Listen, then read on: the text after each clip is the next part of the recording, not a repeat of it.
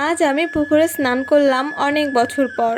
তো দৌড়াতে দৌড়াতে চলে এসেছি পুকুর পাড়ে। আর অনেক দিন পর জলে নামছি। আমার যখন 10-11 বছর বয়স তখন অনেক পুকুরে স্নান করেছি, আর পুকুরে স্নান করার জন্য অনেক বকাও খেয়েছি বাড়িতে। 1 ঘন্টা 1.5 ঘন্টা পুকুরে এরকম স্নান করেছি, আর তার ফলে না গোপ হয়ে যেত, আর বাড়িতে এসে আবার স্নান করতে হতো, আর বকাও খেতাম বাড়িতে।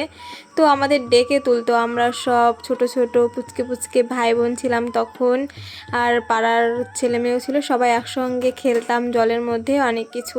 তো অনেক দিন পর ইচ্ছে হলো একটু জলে নামবো, তাই আমি আর ভাই চলে এসেছি। ভাই আমার আগেই নেমেছে, আমি বাড়িতে একটু কাজ করে ওর পরে এসেছি। তো খুব ভালো লাগছিলো অনেক দিন পর পুকুরে এসে। আর এই পুকুরে একটু মাটি কাটিয়েছিল, আর জলটাও ভালো ছিল, কিন্তু পাশে পাটকাঠি ছিল, আর সেগুলোর গুঁড়ো গুঁড়ো পাটকাঠিগুলো ছিল বলে একটু নোংরা হয়ে গেছিলো জল। কিন্তু যদিও জলে কোনো রকম নেমেছি, কোনো প্রবলেম হয়নি, চুলকায়নি। আগে না এত স্নান করতাম, আর সেই পুকুরে হাঁস নামতো, আর পরে খুবই চুলকাতো, আর বাড়িতে পরে বকাও খেতাম। আর আমরা জলের দেশে থাকি, মানে আমাদের এই যে পাটগুলো দেখছো, মাঠকে মাঠ, পুরো চারপাশ জল হয়ে যায়, মাঝখানে আমাদের গ্রামটা থাকে। তবুও না জলের দেশে বাড়ি হয়েও, আমাদেরই দুটো পুকুর থাকতেও, জলের দেশের মেয়ে হয়েও না সাঁতার আমি শিখতে পারিনি।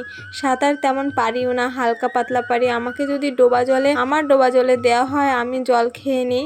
আমি সাঁতার পারি না, একটু আধটু পারি সাঁতার, তেমন ভালো পারি না। তো আজ খুব মজা হলো পুকুরে